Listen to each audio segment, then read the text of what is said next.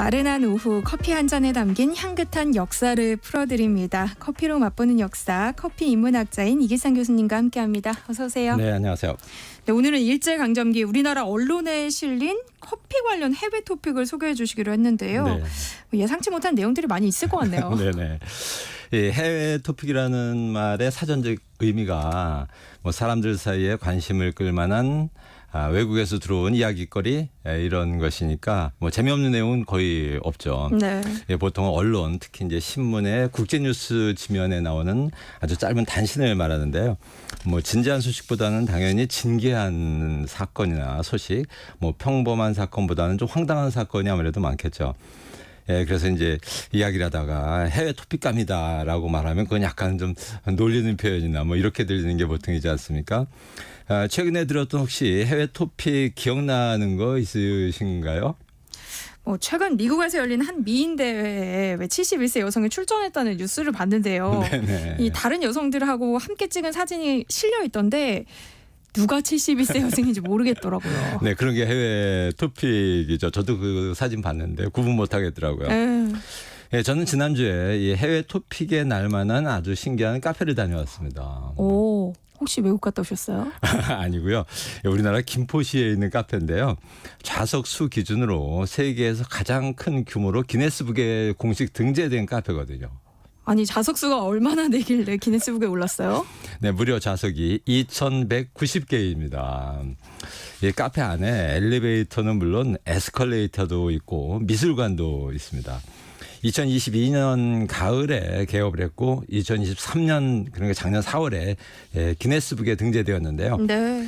이 카페 오픈 전에 세계 최대 카페는 사우디아라비아에 있는 알마사 카페라고 유명했는데요. 좌석이 1,050석이었습니다. 그러니까 이 두 번째 카페보다 좌석 수가 2배 이상이니까 뭐 해외 토픽감이죠.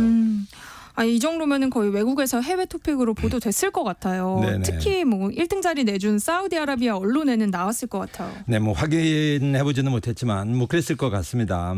이 해외에서 전해진 뭐 이런 신기하고 특이한 뉴스가 이제 해외 토픽인데요. 오늘은 오래전 우리나라 신문에 보도되었던 커피와 관련된 해외 토픽을 한번 찾아서 꼼꼼하게 소개해 보겠습니다. 신문에 보도된 해외 토픽이니까 당연히 뭐 신문이 생긴 이후였겠죠? 그렇죠. 우리나라 사람이 발간한 최초의 근대 신문 한성순보라고 들어보셨죠? 네. 교과서에 나오죠, 그죠? 왜 이 신문 이름이 순보였을까요? 글쎄요, 뭐 의미가 있어요? 의미가 있습니다. 이 매월 초순, 중순, 하순 이렇게 순에 한 번 발간되는 신문이어서 순보였던 거죠. 이 순이라는 한자는 10일을 가리키는 시간 단위이거든요. 그래서 월보는 월에 한 번, 주보는 주에 한 번, 일보는 일에 한 번, 그리고 순보는 10일에 한 번인 거죠.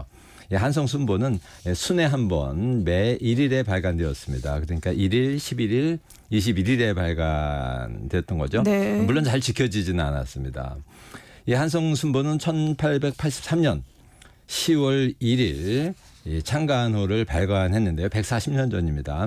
이 창간호에 실린 순보서라는 기사, 그러니까 창간 취지문 같은 거죠. 여기에 보면 이 신문을 발간하는 목적이 시세를 살펴 흐르지도 말고 빠지지도 말며 좋고 나쁜 것을 취사 선택하여 바른 것을 잃지 않게 하는 것이라고 나옵니다. 그러니까 백성들이 국민들이 세상 뉴스를 접해서 변화에 너무 쉽게 휩쓸리지 말고 잘 판단해서 올바르게 살도록 돕는 것이 목적이었다는 거죠. 우리 세상의 모든 정보하고 비슷하죠. 언론의 본질을 잘 알고 있었던 겁니다. 당시에도. 이 신문의 기사는 크게 국내 기사와 이제 각국 기사로 구분되어 있는데요. 각국 기사가 해외 토픽이죠. 네. 물론 전쟁이나 뭐 분쟁, 정권 교체 등 진짜 뉴스도 실렸지만 당시 조선 사람들에게는 신기하였던 외국의 새로운 문물도 많이 소개했습니다. 이 신문이 1884년 2월 17일자에 커피가 처음으로 등장합니다.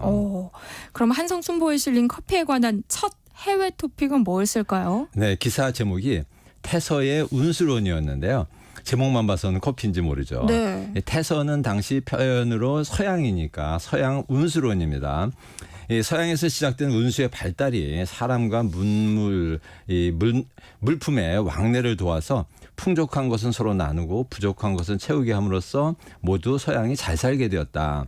서양이 운수의 발달로 잘 살게 되었다는 주장을 하면서 이 대표적인 사례로 서인도 제도에서 나는 가베, 즉 커피라는 것이 운수의 발달 덕분에 세상 사람들이 즐기는 물품이 되었다는 소식을 전하고 있습니다. 이게 우리나라 신문에 커피가 등장한 첫 사례죠. 커피가 뭔지 서인도 제도는 뭔지 사람들이 궁금했을 것 같은데요. 네네. 이후에 전해진 또 다른 소식도 있었어요? 네, 3월 27일자 그러니까 한 달 후 이 신문에 다시 커피 얘기가 전해집니다. 이탈리아 정부에서 시험 삼아 커피나무를 시칠리 섬에 심었다는 소식.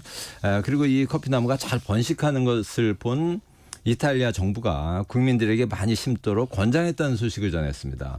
이때도 표기는 이제 가베였습니다. 네. 상상해 보면 당시 기사를 읽은 우리나라 사람들은 그렇다면 커피나무가 우리 땅에도 심으면 자랄 수 있지 않을까. 왜냐하면 지도에 보면 시칠리 위도가 우리와 비슷하거든요. 37도니까 기후도 우리나라와 비슷한 것은 아닐까 궁금해했을 것 같습니다. 그리고 이 신문의 2회 5월 25일자에는 미국이 1년간 해외에서 수입한 물품 총액이 그러니까 수입 총액이 7억 2천만 달러인데 그중에서 커피 수입에 쓴 돈이 4,205만 달러로 전체 국가 수입액의 5.8%나 된다는 사실을 아주 흥미롭게 보도를 했습니다. 네. 예, 커피 수입이 국가 전체 수입의 5.8%였으니까 대단하죠. 이 1880년대 초반은 인류의 그 커피 역사에서 두 번째 커피 붐이 시작되는 시기였고 이것을 가능하게 한 것이 바로 미국의 커피 소비 폭증이었습니다. 이런 시대적 분위기를 반영한 수입 규모였지만 뭐 대단하죠. 이 한성순보는 창간 1년 만인 1884년 10월에 폐간되고 맙니다. 갑신정변 때 이 신문을 발행하던 방문국이 불에 탔거든요. 네. 이 당시 한성순보에서 커피라는 단어는 가베와 가비 두 가지 한자어로 표기를 했습니다. 뭐 약간 주제에서 좀 벗어난 얘기이긴 한데요. 이 한성순보 이후 우리나라 신문에서 커피를 표기하는 방식을 잠깐 좀 알아보죠.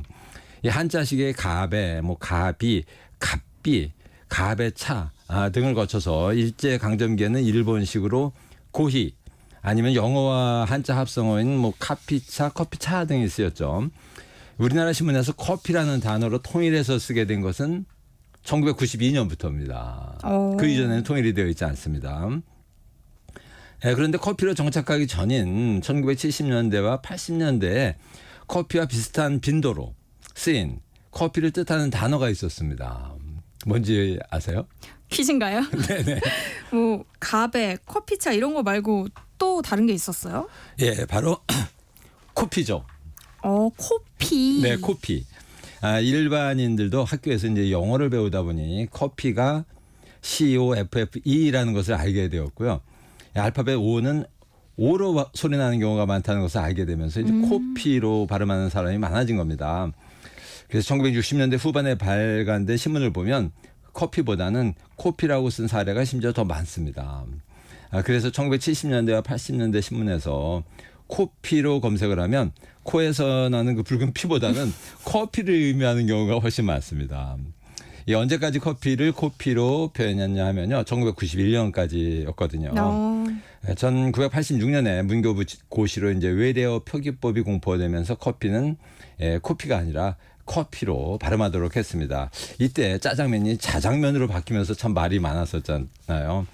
그래서 몇 년간 이제 코피와 커피가 함께 쓰이다가 1991년에 외래어 심의 공동위원회라는 데서 커피로 통일하기로 하면서 이제 커피로 정착을 하죠. 그래서 92년부터 언론에서는 커피로 통일해서 표기하게 됩니다.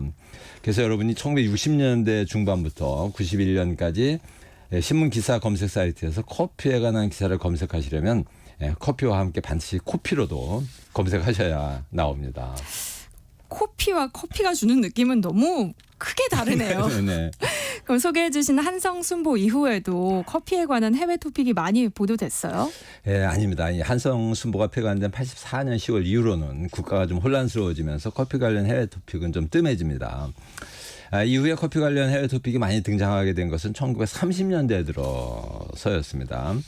1920년대 이제 세계적인 광란의 시대, 재즈의 시대를 경과하면서 세계적으로 분 이 자유의 열풍 그리고 신문과 라디오의 유행 등이 가져온 효과라고 이해할 수 있는데요. 몇 가지 해외 토픽을 소개해 보면요. 1930년 4월 8일자 중해일보에는 남미의 브라질에서 커피 생산과 제조 사업에 종사하고 있는 일본 이민자가 무려 10만 명을 넘었다는 소식을 전합니다.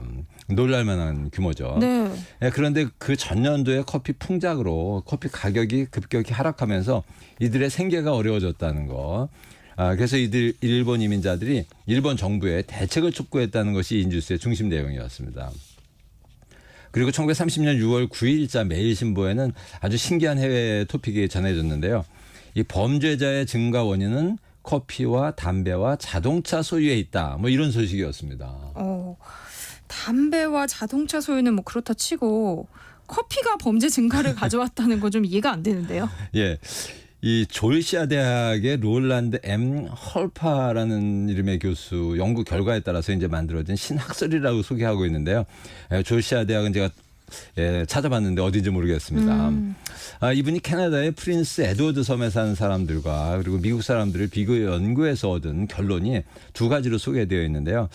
첫째는 자동차와 이혼 사이에는 밀접한 관계가 있다는 겁니다. 기사 내용을 보면 이렇습니다. 자동차 한 대를 소유해서 유지하는 경비는 한 아이를 양육하는 비용과 같다. 그러므로 향락용으로 자동차를 한 대 사는 결과는 필연적으로 한 아이를 낳지 않게 만든다. 결국 가족이 적은 것은 이혼의 증가를 유인하는 것이다. 미국에서 최근 돈과 자동차와 이혼이 증가하면서 인구의 증가가 둔화되고 있는데 이 현상은 지방보다는 도해지에 많다. 이런 조금 과장된 논리를 펴고 있습니다. 네. 이 논리가 맞는다면 우리나라도 출산율을 높이기 위해서는 자동차를 사기 어렵게 휘발유 가격을 확 높이든지 뭐 전기차 보조금을 없애든지 뭐 그래야 할 것 같습니다. 이 헐파 교수의 두 번째 주장은 더욱 황당합니다. 내용을 보면요. 미국의 1인당 담배 소비량은 1900년에 6파운드에서 최근 30년대 초반에 9파운드로 증가하였다. 담배를 먹는 자는 모두 커피를 먹는다. 최근 20년 사이에 커피의 소비는 5할의 증가를 보이고 있다. 이것이 최근 범죄의 증가를 부르는 것이다. 조사해보니 같은 기간에 범죄도 증가했고 커피 소비도 증가했고 담배 소비도 증가했다. 뭔가 연관성이 있다. 이 신문 표현으로는 뭔가 서로 관련된 끈이 있다. 이런 결론입니다. 납득이 가나요? 아니 재미있기는 한데 지금 시선에서 봤을 때는 내용이 많이 엉성하네요. 네네. 또 다른 해외 토픽으로는 어떤 게 있어요? 네, 해외 토픽으로 자주 등장하는 것은 역시 커피가 해롭다, 뭐 이롭다, 뭐 혹은 별 문제가 없다, 뭐 그런 뉴스들입니다.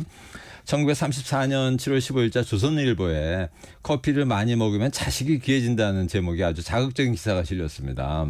물론 해외에서 전해진 뉴스죠. 독일의 한 교수가 쥐를 대상으로 실험을 했는데 카페인을 많이 섭취한 쥐의 생식기가 고장이 났다는 겁니다.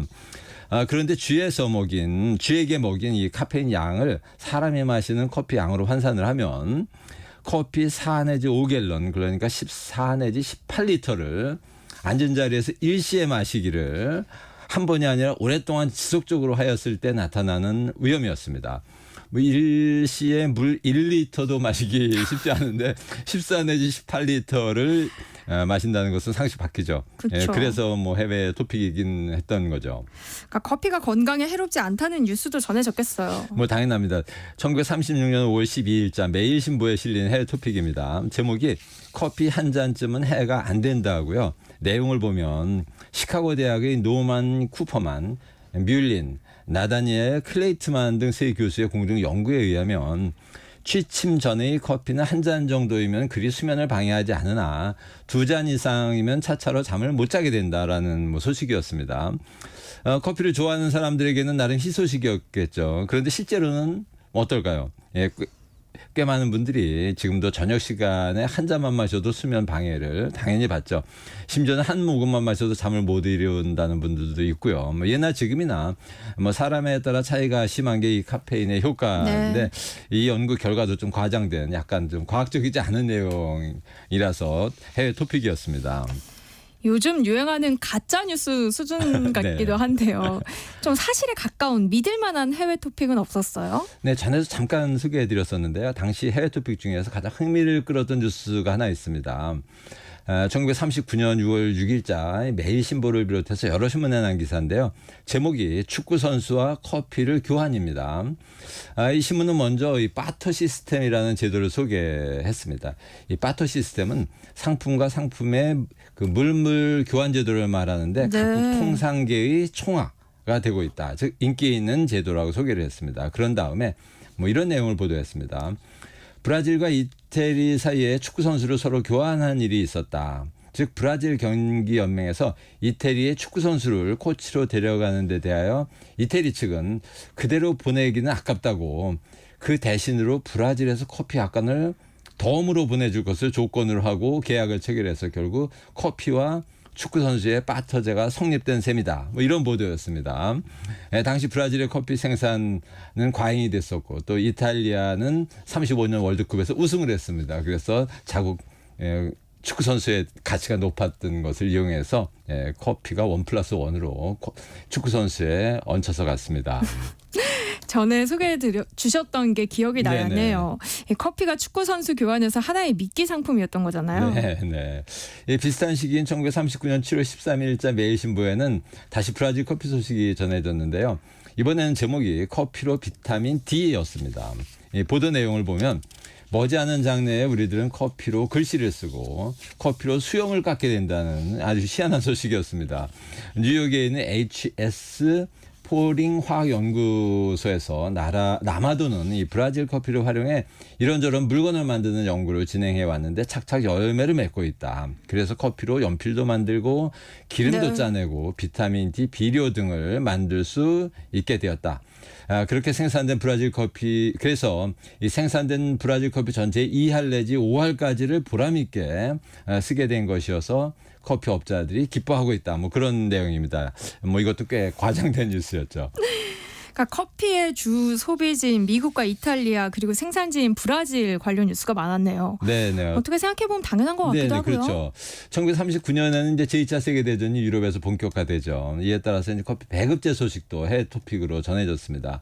한 달에 커피 2잔. 이란 제목의 뉴스였는데요. 역시 이탈리아 소식이었습니다. 전쟁으로 인해서 이탈리아에서는 커피를 한 달에 1인당 2잔씩 배급한다는 꽤 안타까운 뉴스가 매일신보 1940년 1월 13일자에 실렸습니다. 전쟁이 불러온 안타까운 소식인데요. 실제로 커피를 안 마시는 사람들에게는 관심 밖이었겠어요. 그렇죠. 뭐 2잔이든 20잔이든 그랬을 겁니다. 뭐 전쟁은 이외에도 많은 신기한 이야기를 당시에 만들어냅니다. 41년 9월 21일자 매일신보에는 백합 뿌리로 대용 커피라는 해외 토픽이 또 전해집니다. 뭐냐 하면요. 네. 지금까지 양키들에게 당시 신문 표현입니다. 1년에 1천만 개의 백합 뿌리를 보내던 일본의 그 사이타마 현에서는 금년도에도 이것을 800만 개나 준비해 두었다. 그런데 미국이 일본 물건 수입을 갑자기 동결하는 바람에 팔로가 막혀 생산자들이 막막하게 느끼던 차에 그동안 콩으로 대형 커피를 만들던 업자들이 백합 뿌리로 대형 커피를 만들기로 하면서 모든 것이 해결되었다. 뭐 그런 뉴스였습니다. 커피 관련 뉴스가 많았네요. 또 더 소개해 주실 만한 내용도 있을까요? 네, 1933년 4월 3일자 그 중앙일보에 소개된 가베 이야기를 보면요. 1930년대 초반 거의 100년 전 세계 각국의 1인당 커피 소비량 순위가 나오는데요. 당시 1인당 커피 소비량 1위는 1년에 7.17kg을 소비하는 스웨덴이었습니다. 네. 지금 우리나라 1인당 소비량이 2배가 넘습니다. 2위는 6.75kg을 소비하던 덴마크, 3위는 5.87kg의 노르웨이였습니다. 모두 북유럽 국가들인 것도 지금하고 다르지가 네. 않습니다. 이 뉴스에서 커피 소비량 세계 최하위 국가는 중국이었습니다. 얼마냐면 5g이었습니다. 5g은 커피 반잔 물량이죠. 그러니까 1년에 커피 반잔을 마시는 나라로 약간 좀 놀리는 뉴스였죠. 유럽의 최하위 국가는 의외로 영국이었습니다. 321g에 불과했으니까 영국인들은 당시 커피를 한 달에 2-3잔 정도 마셨습니다. 왜냐하면 18세기 후반 이래 영국은 차의 나라로 변해서 커피를 거의 마시지 않았거든요. 그러니까 차의 나라였던 영국과 관련된 소식들도 있었을 것 같아요. 네네네. 이 영국의 그 당시 그 극장가인 삐까데리 끽따전 풍경이라는 제목의 해외 토픽도 실렸는데요. 이 기사의 부제가 안개 끼고 빛 뿌리는 영국의 서울거리 끽따전마다 얼클어진 에로 구로의 교향곡이라고 굉장히 멋지게 쓰여 있습니다. 간단히 읽어보면요. 네. 화려한 파리의 거리에는 카페가 많지만 새우 가는 비 내리고 녹무가 잘 끼는 런던의 거리에는 끽따점이 많다. 런던의 유명한 삐까디리의 끽따점은 로맨틱한 멜로디가 흐르고 만장의 애로 기분을 감염케 한다. 뭐 이런 아주 흥미로운 소식이었습니다. 뭐 이런 로맨틱한 뉴스를 듣고 이런 분위기를 찾아서 유럽으로 떠난 사람들이 뭐 나혜석, 최승희, 최린 뭐 이런 사람들입니다. 그렇군요. 커피로 맛보는 역사 오늘은 여기까지 하겠습니다. 커피 인문학자 이길상 교수님과 함께했습니다. 고맙습니다. 네, 감사합니다. 네, 세상의 모든 정보 여기서 마무리하겠습니다. 행복한